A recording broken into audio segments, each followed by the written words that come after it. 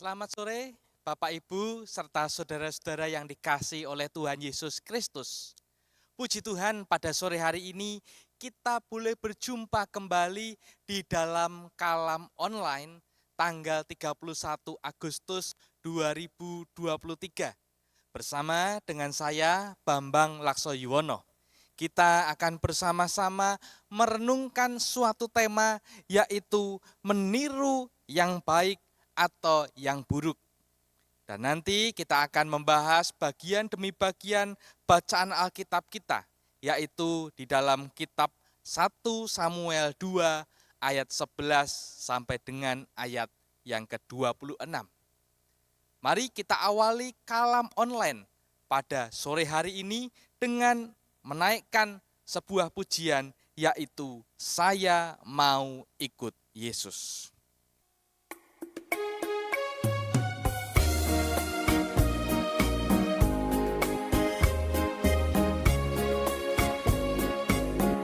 Saya mau ikut Yesus, saya mau ikut Yesus sampai selama-lamanya. Meskipun saya susah, menderita dalam dunia, saya mau ikut Yesus sampai selama-lamanya.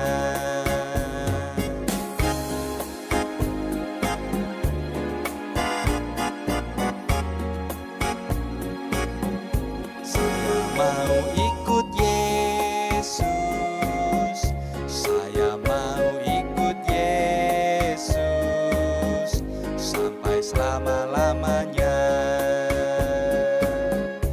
Meskipun saya susah, menderita dalam dunia, saya mau ikut Yesus sampai selama-lamanya.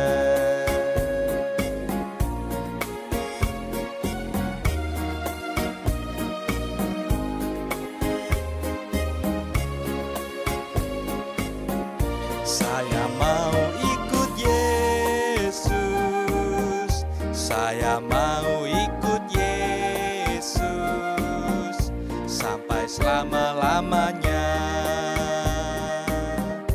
Meskipun saya susah, menderita dalam dunia, saya mau ikut Yesus sampai selama-lamanya.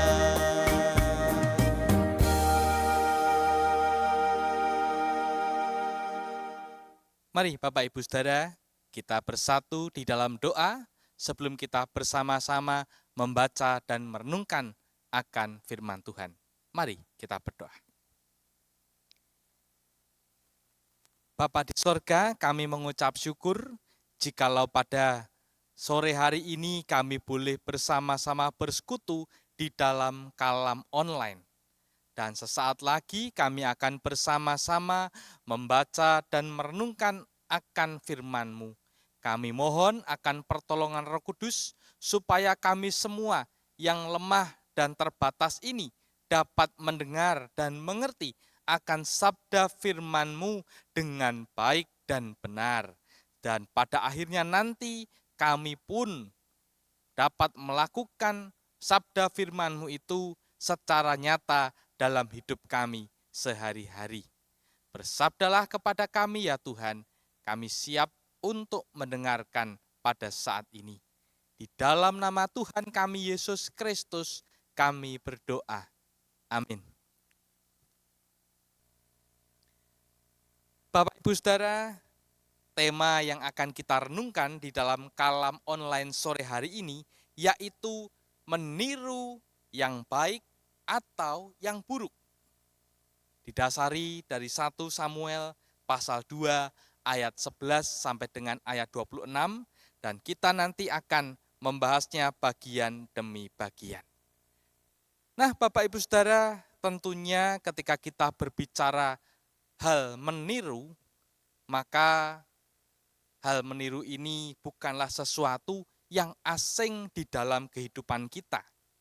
Karena ketika kita hidup sebagai seorang manusia, kita sejak kecil, sejak masih menjadi bayi, kita sudah belajar untuk meniru di dalam kehidupan kita. Meniru berbicara, kita tentunya diajari oleh orang tua kita atau orang-orang di sekitar kita yang mengasuh kita. Maka mereka akan mengajari kata-kata mama, papa. Dan anak bayi akan melihat bentuk mulut dari orang yang mengatakan itu sambil mendengar perkataan yang mereka ucapkan. Sehingga ketika kita mengasuh anak-anak kita, mengajari mereka kata-kata di dalam kehidupannya ketika bayi, maka tentu kita tidak kaget ketika mereka mengucapkan kata pertama yang jelas mama atau papa di dalam kehidupannya. Ya. Tidak mungkin kata-kata yang belum diajarkan lalu dengan sangat jelas mereka mengatakan bude gitu ya. Bude itu artinya tante ya. Bude ya, tidak mungkin. Pasti mama atau papa kata yang diajarkan oleh orang tua. Nah, Bapak Ibu Saudara, perilaku meniru ini sangat umum di dalam kehidupan kita. Seperti gambar berikut, ketika kita melihat ada pakaian yang bagus karena model idola kita menggunakan pakaian itu, lalu kita meniru dengan mentah-mentah tanpa memperhatikan situasi kita. Ya, ketika membeli pakaian itu, dicoba dan dipakai, ternyata bentuknya tidak seindah, tidak semegah ketika pakaian itu atau kaos berkerah itu dipakai oleh idola kita. Dan perilaku meniru ini tentu saja bisa saja meniru yang baik, tetapi bisa jadi dalam kehidupan kita, kita juga meniru yang buruk. Oleh karena itu, pada saat ini mari kita belajar bersama dari sosok Samuel kecil yang masih belia dan muda ini, meniru yang baik dibandingkan ia meniru yang buruk dari anak-anak Imam Eli. Mari kita akan bahas bagian demi bagian. Di dalam 1 Samuel 2 ayat yang ke-11 dikatakan, lalu pulanglah Elkana ke Rama, tetapi anak itu menjadi pelayan Tuhan di bawah pengawasan Imam Eli. Menarik, kita tahu nama Elkana di sini adalah orang tua dari Samuel. Dan dikatakan bahwa Elkana ini pulang ke Rama. Tentu kita bertanya-tanya, di mana letak kota Rama ini dalam peta pada waktu itu. Nah, kita akan bisa lihat di layar telepon seluler atau telepon di monitor Bapak Ibu Saudara semua. Kota Rama ternyata berada di bawah kota Silo, di mana Imam Eli berada. Dan menariknya, setelah Elkana ini menyerahkan Samuel ke dalam pengawasan Imam Eli, ia pulang dari Silo menuju ke Rama. Jarak dari kota Silo ke Rama ini kurang lebih sekitar 16 km. Jadi kalau zaman sekarang ini 16 km orang naik mobil sekitar 16 menit. Ya kalau jalan kaki mungkin kita kalikan 2 atau kita kalikan 3-nya begitu ya. Tetapi 16 kilo tentu saja tidak terlalu jauh untuk bisa kemudian orang tua dari Samuel ini pulang pergi dari Silo ke Rama atau Rama pergi ke Silo untuk mengunjungi Samuel. Dan menariknya dijelaskan bahwa Samuel ini, anak ini yang menjadi pelayan Tuhan ini, berada di bawah pengawasan Imam Eli. Tentu kita bertanya-tanya mengapa harus diawasi oleh Imam Eli. Ada jabatan seorang imam. Perlu kita ketahui bahwa tugas seorang imam antara lain adalah mempersembahkan korban-korban dari umat kepada Tuhan. Tugas yang lain adalah melakukan ritual ibadah di di ruang kudus kemah suci setiap hari. Dan mengadakan juga pendamaian bagi orang yang berdosa, menyampaikan doa berkat bagi umat, dan juga mengajar umat dengan firman Tuhan. Lalu tugas seorang imam juga menentukan seseorang itu najis atau tahir. Seorang imam juga menentukan hewan korban yang akan dipersembahkan itu layak atau tidak layak. Dan tentu masih banyak tugas yang lainnya yang dikerjakan oleh seorang imam. Sehingga Samuel kecil yang dititipkan di bawah pengawasan Imam Eli ini tentunya akan belajar banyak dari sosok imam yang sudah berpengalaman ini. Menarik, nanti kita akan lihat bagaimana Samuel kecil ini tumbuh besar di bawah pengawasan Imam Eli. Kita akan membaca bagian berikutnya. Adapun anak-anak lelaki Eli, orang-orang dursila, mereka tidak mengindahkan Tuhan ataupun batas hak para imam terhadap bangsa itu. Setiap kali seseorang mempersembahkan korban sembelihan, sementara daging itu dimasak, datanglah bujang imam membawa garpu bergerigi 3 di tangannya. Dan dicucukkannya ke dalam bejana atau ke dalam kuali atau ke dalam belanga atau ke dalam periuk. Segala yang ditarik dengan garpu itu ke atas, diambil imam itu untuk dirinya sendiri. Demikianlah mereka memperlakukan semua orang di Israel yang datang ke sana ke Silo. Bahkan sebelum lemaknya dibakar, bujang imam itu datang lalu berkata kepada orang yang mempersembahkan korban itu, "Berikanlah daging kepada imam untuk dipanggang, sebab ia tidak mau menerima daripadamu daging yang dimasak, hanya yang mentah saja."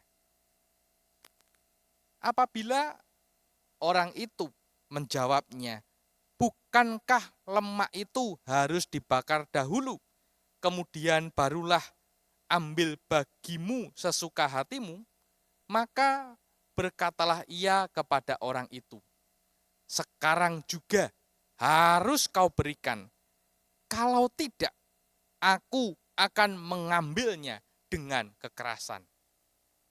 Dengan demikian, sangat besarlah dosa kedua orang muda itu di hadapan Tuhan, sebab mereka memandang rendah korban untuk Tuhan.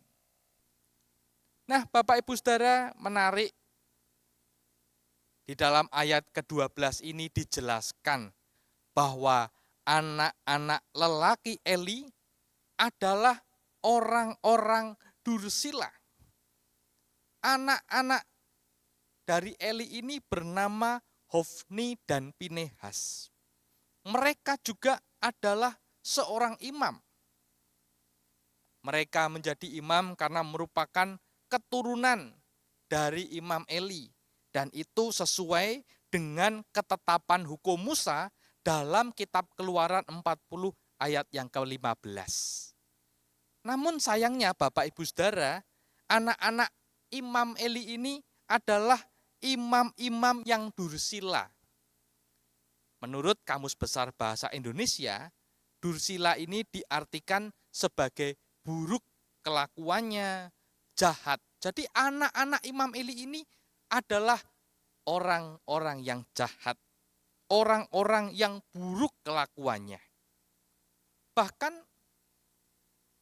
oleh penulis kitab 1 Samuel ini, anak-anak Imam Eli yaitu Hofni dan Pinehas dicatat sebagai anak-anak Belial. Apa itu Belial? Belial adalah personifikasi dari iblis. Jadi ketika mereka dilabeli sebagai anak-anak Belial, mereka diartikan sebagai orang yang memiliki sikap dan perilaku seperti iblis. Jadi Bapak Ibu Saudara, perilaku mereka yang seperti iblis ini tidak mengindahkan Tuhan dan tidak peduli pada hukum dan ketetapan Tuhan. Dan nyatanya mereka tidak mengindahkan batas hak para imam terhadap bangsa itu.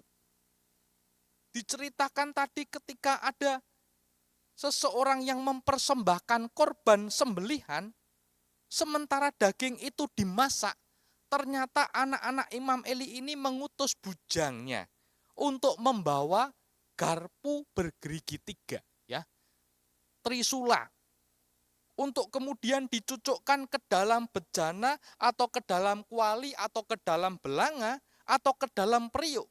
Dan segala yang ditarik dengan garpu itu ke atas, ternyata diambil imam itu untuk dirinya sendiri. Jadi seperti itulah anak-anak Imam Eli, anak-anak Dursila ini memperlakukan semua orang Israel yang datang ke sana, yang datang ke kota Silo, yang mana tentunya mereka ingin mempersembahkan korban kepada Tuhan, namun diperlakukan dengan tidak baik. Bahkan tadi diceritakan, sebelum lemaknya itu dibakar, ternyata bujang imam itu datang dan berkata bahwa imam, anak-anak Imam Eli yaitu Hofni dan Pinehas, ternyata justru menginginkan itu semua, daging yang belum dimasak. Ketika lemaknya belum dibakar, mereka pun akan merampas atau merampok korban itu dari seseorang yang mempersembahkan korban itu. Sungguh sangat besar dosa dari kedua orang muda ini di hadapan Tuhan. Sebab mereka memandang rendah korban, yang seharusnya korban itu diberikan kepada Tuhan. Dan di bagian selanjutnya diceritakan adapun Samuel menjadi pelayan di hadapan Tuhan. Ia masih anak-anak yang tubuhnya berlilitkan baju efod dari kain lenan.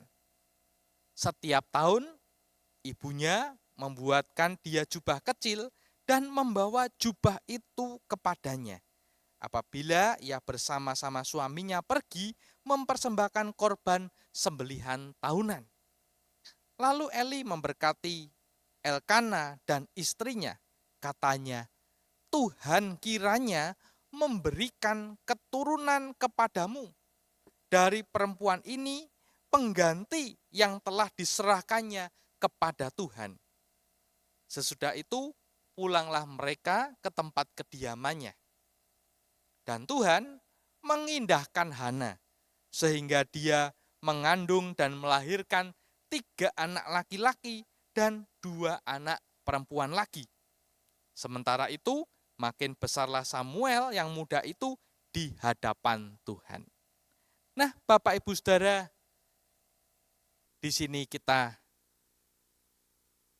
memahami bahwa Samuel yang dititipkan di bawah pengawasan Imam Eli ini menjadi pelayan di hadapan Tuhan.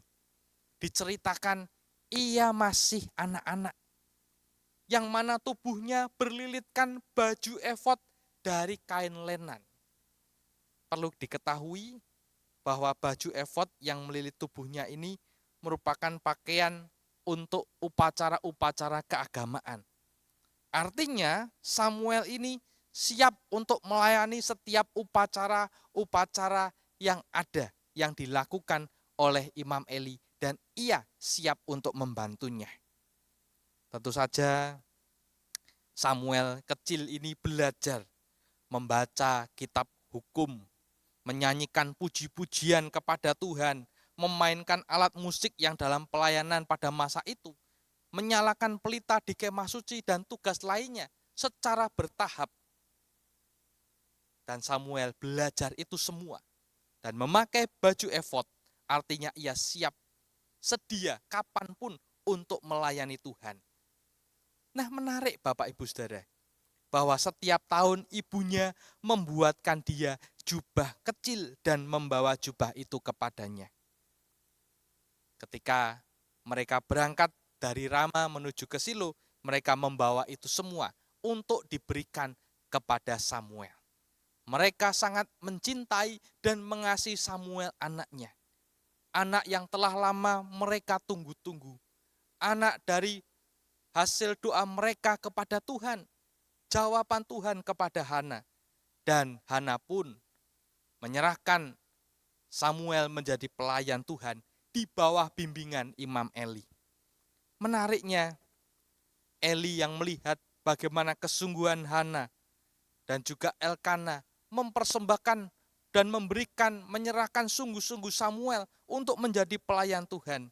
Ia pun sebagai seorang imam menaikkan doa berkat bagi mereka, khususnya bagi Hana, supaya perempuan ini mendapatkan pengganti dari anak yang satu-satunya yang diberikan Tuhan kepadanya.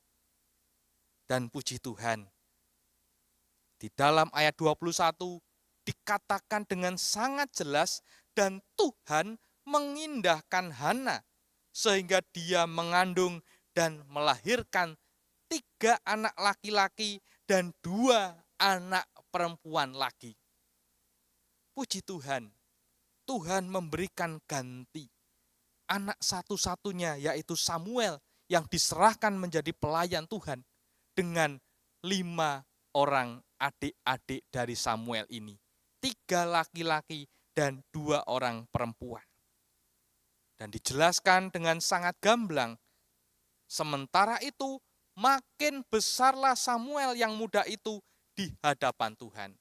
Pertumbuhan Samuel semakin berkembang, semakin bertumbuh. Ketika Samuel semakin bertumbuh dan berkembang, lalu di bagian berikutnya diceritakan, Eli telah sangat tua. Apabila didengarnya segala sesuatu yang dilakukan anak-anaknya terhadap semua orang Israel, dan bahwa mereka itu tidur dengan perempuan-perempuan yang melayani di depan pintu kemah pertemuan, berkatalah ia kepada mereka, "Mengapa kamu melakukan hal-hal yang begitu? Sehingga ku dengar dari segenap bangsa ini tentang perbuatan-perbuatanmu yang jahat itu. Janganlah begitu, anak-anakku, bukan kabar baik yang ku dengar itu, bahwa kamu menyebabkan umat Tuhan melakukan pelanggaran. Jika seseorang berdosa terhadap seorang yang lain, maka Allah yang akan mengadili. Tetapi jika seseorang berdosa terhadap Tuhan, siapakah yang menjadi pengantara baginya? Tetapi tidaklah mendengarkan mereka perkataan ayahnya itu, sebab Tuhan hendak mematikan mereka. Tetapi Samuel yang muda itu semakin besar dan semakin disukai, baik di hadapan Tuhan maupun di hadapan manusia. Sangat kontras sekali ketika Samuel ini bertumbuh semakin besar, tetapi Imam Eli saat ini telah sangat tua, sehingga dengan ketuaannya tentu saja fisiknya bisa jadi menurun, sehingga ada tugas-tugas yang seharusnya ia lakukan didelegasikan kepada anak-anak mereka, yaitu Hofni dan Pinehas. Namun sayangnya anak-anak Imam Eli, Hofni dan Pinehas ini adalah anak-anak yang jahat, bukan saja di mata Tuhan, tetapi di sesama bangsanya. Mereka justru merampas korban persembahan untuk Tuhan. Dan ditambah lagi dosa mereka semakin besar dengan mereka tidur dengan perempuan-perempuan yang melayani di depan pintu kemah pertemuan. Dan sungguh, hal itu merupakan rahasia umum di tengah masyarakat pada waktu itu. Mereka sudah tidak sungkan untuk melakukannya secara terang-terangan dan nyata di hadapan banyak orang. Karena mungkin mereka merasa jabatan sebagai imam adalah jabatan yang prestisius, tidak dapat digoyang dan sebagainya. Sehingga Imam Eli yang telah sangat tua ini dan mendengar segala hal apa yang dilakukan oleh anaknya ini, berkata kepada mereka, mempertanyakan kepada mereka, mengapa mereka melakukan hal-hal yang begitu. Sehingga Imam Eli ini mendengar tentunya keluh kesah dari segenap bangsa ini tentang perbuatan-perbuatan yang jahat yang dilakukan Hofni dan Pinehas. Dan Samuel mengatakan, jangan begitu anak-anakku. Dalam masa usia tuaku, bukan hal-hal yang baik yang kudengar tentang diri kalian, tetapi justru hal-hal yang buruk. Bukankah kita ketika telah menjadi lanjut usia, kita rindu untuk mendengarkan kabar baik dari anak atau cucu-cucu kita? Tetapi ketika mendengar kabar yang buruk, tentu hal ini sangat menyesakkan hati bagi kita sebagai orang tua atau orang yang dituakan. Demikian juga Imam Eli. Hatinya sungguh sedih ketika mendengar justru kabar buruk tentang anak-anak yang melakukan pelanggaran dan dosa. Dan ia mengatakan kepada mereka, kalau yang berselisih itu adalah manusia dengan manusia lain, maka Allah yang akan menjadi pengadilnya. Tetapi ketika yang berselisih justru manusia ini memberontak terhadap Allah, lalu siapa yang akan menjadi pengantara baginya?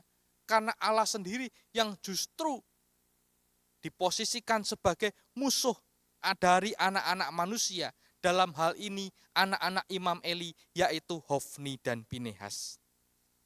Tetapi perkataan Imam Eli ini tidak didengarkan oleh mereka.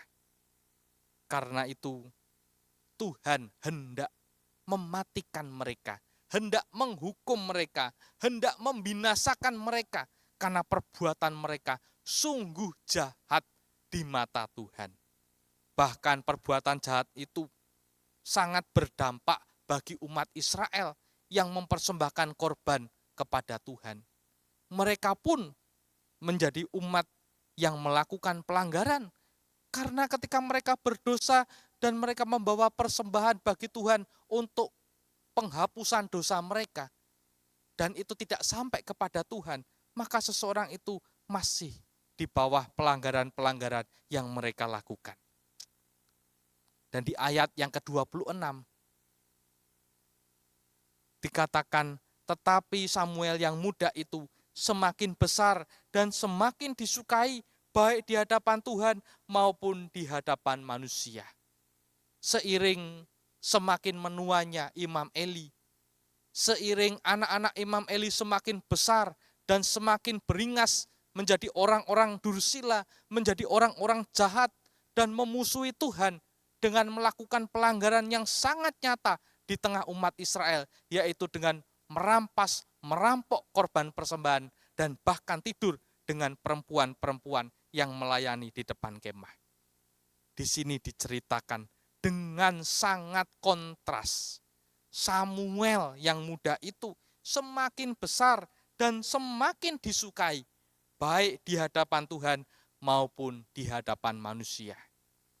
Samuel yang berada di bawah pengawasan Imam Eli tentunya tidak hanya sekedar dapat melihat dan mendengar apa yang dilakukan Imam Eli. Tentunya ia pun bisa melihat apa yang dilakukan oleh anak-anak Imam Eli, yaitu Hofni dan Pinehas. Tentu Samuel bisa mendengar apa yang dilakukan oleh anak-anak Imam Eli. Dan bisa saja ada kemungkinan Samuel jatuh meniru, mencontoh apa yang mereka lakukan, yaitu untuk kepentingan dan pemuasan nafsu diri mereka sendiri. Tetapi puji Tuhan, melalui bacaan kita diceritakan Samuel tetap lurus menjadi pelayan Tuhan di bawah pengawasan Imam Eli, sehingga ia tumbuh besar dan disukai oleh banyak orang. Dan juga terkhusus, ia disukai oleh Tuhan. Nah, Bapak Ibu Saudara, Samuel yang diperhadapkan pada pilihan untuk meniru Imam Eli yang benar, pengajaran yang benar, ataukah meniru anak-anak Imam Eli yaitu Hofni dan Pinehas dengan sikap dursila mereka. Ternyata Samuel memilih meniru yang baik. Dan sama seperti Samuel, saudara dan saya pun ketika hidup di tengah dunia ini diperhadapkan dengan pilihan-pilihan hidup. Kita diperhadapkan pada pilihan, maukah kita meniru yang baik, ataukah kita akan mencontoh meniru yang buruk, yang jahat dalam hidup kita. Ada banyak hal yang bisa kita lihat, baik secara nyata di dalam hidup kita maupun lewat media sosial. Tentu kita banyak sekali mendengar hal-hal di dalam kehidupan kita. Dan tidak semuanya itu adalah hal-hal yang baik. Ada hal-hal yang buruk dan terkadang membuat kita tergelitik untuk melakukan kesalahan, pelanggaran, dan dosa. Namun melalui kalam online pada sore hari ini, saya mau mengajak, mari kita semua berperilaku sama seperti Samuel. Ia memilih untuk meniru yang baik. Walaupun ada banyak hal yang buruk di sekitarnya, namun ia mau meniru yang baik. Sehingga dengan jalan demikian, ketika kita meniru hal-hal yang baik dalam kehidupan kita, maka kita pun boleh semakin bertumbuh dan berkembang di hadapan manusia dan di hadapan Tuhan. Dan kita semua boleh disukai oleh orang-orang di sekitar kita dan terkhusus disukai oleh Tuhan. Kiranya pergumulan kita pada saat ini membawa kita hidup semakin seturut dengan kehendak Tuhan. Dan Roh Kudus yang akan memampukan saudara dan saya untuk melakukannya. Amin. Mari kita menaikkan doa berkat. Ya Tuhan, kami mengucap syukur atas firman-Mu yang Kau perdengarkan kepada kami saat ini. Kami mau hidup seturut dengan kehendak Tuhan. Meniru, meneladani apa yang baik yang telah Tuhan Yesus teladankan dalam hidup kami. Di dalam Alkitab, kami belajar, kami menggumuli bagaimana kami hidup semakin serupa dengan gambaran-Mu. Oleh karena itu kami mohon kuasa Roh Kudus-Mu sendirilah yang boleh mengurapi dan memampukan kami semua untuk dapat melakukannya secara nyata dalam hidup kami. Oleh karena itu pada saat ini kami memohonkan berkat-Mu kepada seluruh para peserta kalam online pada sore hari ini yang bersama-sama belajar dan menggumuli akan berita firman Tuhan, supaya kami semua senantiasa Tuhan berkati dengan umur panjang, dengan kesehatan yang baik, dengan pekerjaan dan usaha yang dapat kami lakukan dan mencukupkan setiap kebutuhan kami, berkat yang Tuhan curahkan untuk kami, sehingga kami pun pada akhirnya nanti diberkati oleh Tuhan dalam setiap pelayanan kami, di jemaat kami masing-masing, dan terkhusus di jemaat GKI Marta Direja Purwokerto. Dan terlebih kami pun mau menjadi teladan bagi orang-orang di sekitar kami, ketika kami meniru teladan Yesus Kristus dalam hidup kami, ketika kami hidup di tengah masyarakat kami, di tengah berbangsa dan bernegara kami, yaitu negara Indonesia tercinta ini. Oleh karena itu ya Tuhan, kami mohon, sertailah dan berkatilah, serta lindungilah kehidupan kami, supaya kami semakin bertumbuh di hadapan manusia dan di hadapan Tuhan, dan kami semakin disukai. Di dalam nama Tuhan kami Yesus Kristus, kami menaikkan doa berkat ini. Amin. Bapak Ibu Saudara, sekian kalam online pada sore hari ini, dan sampai jumpa kembali di di dalam kalam online selanjutnya. Tuhan memberkati kita semua. Amin.